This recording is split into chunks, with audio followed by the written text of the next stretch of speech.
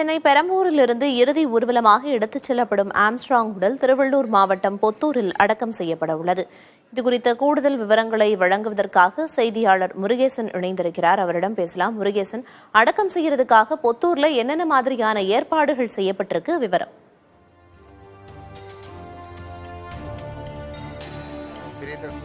படுகொலை செய்யப்பட்ட ஆம்ஸ்ட்ராங்கின் உடல் இன்னும் 2 மணி நேரத்தில் இதோ பொத்தூரில் உள்ள இருக்கக்கூடிய இந்த இடத்தில் தான் இறுதி சடங்கு நடைபெற இருக்கிறது.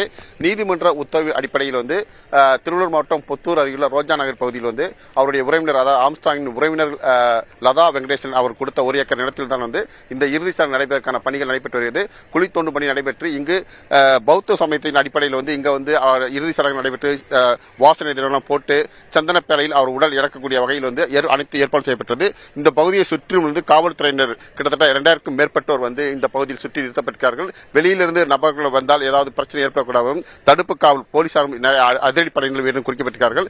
மேலும் இந்த பகுதியில் உள்ள ஊர்வலம் வரக்கூடிய பகுதி பெரம்பூரிலிருந்து கிட்டத்தட்ட தொடங்கி 2 மணி நேரம் ஊர்வலம் தொடங்கி நடைபெற்று வருகிறது. இன்னும் மெயின் அதாவது ரெட் ஏரியா வரவில்லை. இந்த அப்புறம் 2 மணி நேரங்கள் வேகமாக எடுத்து வந்த பிறகு 9 மணி அளவில் தான் ஊர்வலம் இந்த நடைபெறும். இந்த பொத்தூர் கிராமத்துக்கு சேர்வதற்காக வாய்ப்பு இருக்கிறது.